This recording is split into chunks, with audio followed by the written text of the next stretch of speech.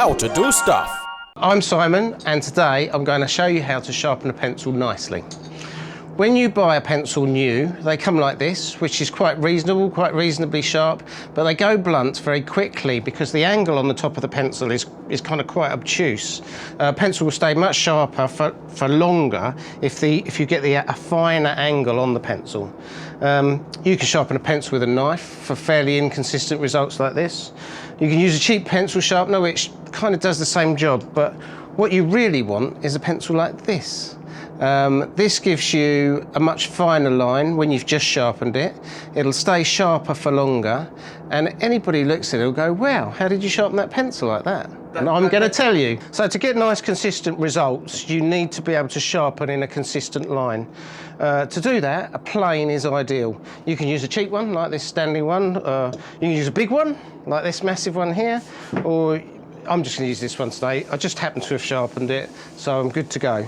I'm going to sharpen this pencil that somebody's butchered with a knife previously. Sorry, Simon, just to clarify, so the point is not necessarily the type of plane, but the fact that you've sharpened the plane.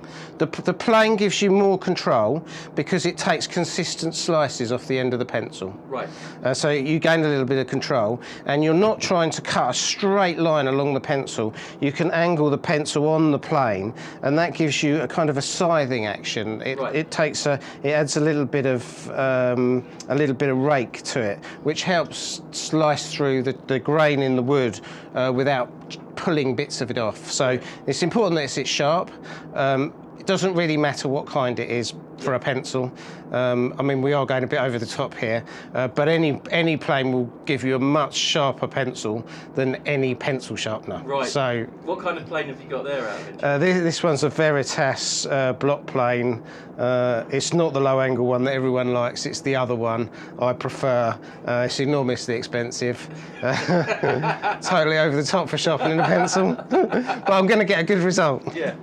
So here we go. So all you're really doing is you want to hold the pencil at a consistent angle to the plane. You can do that by using your fingers as a guide to guide the amount of angle you've got on the plane. And we're just going to take shavings like that. Now to start with, we're going to go in a straight line, and then later on we're going to move and go at a slight angle, which just gives you a bit of rake on it, and you get a better job when you get down towards the lead. So we're going to go quite quickly to start with because this pencil's been mullered, and as we go, I'm just turning it round till I get somewhere near the angle. And you can see that even though I'm doing this fairly roughly to start with, you can see already the pencil's getting a more consistent shape, and that's what we're after. And obviously, you know, if you like your pencil with a much sharper point, with this method you just have more pencil sticking out, and you can do it. You can get to where you want to go. And again, if you're doing, you know, sometimes you're doing a bit of a rough job, you don't need quite that sharp point. You can have a bit less of a point because you'll sharpen your pencil quicker. So you can see I haven't been very long there, getting towards it.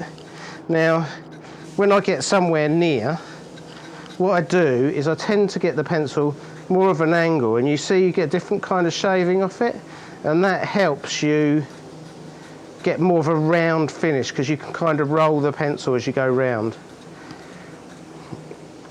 And if you keep looking at the close end of the pencil to you, you want to get the cut line so it's even all the way round. So when it's further to that end of the pencil, you know that one needs a bit more, and then from that you can kind of keep an eye on making your pencil concentric to the point. So that's the initial stage. You can see that's pretty sharp already. That's quite a nice finish. And then if you need it to be ultra sharp, you can just use a piece of sandpaper like this. This is 150 grit, and we can just literally gently rub the pencil on the 150 grit.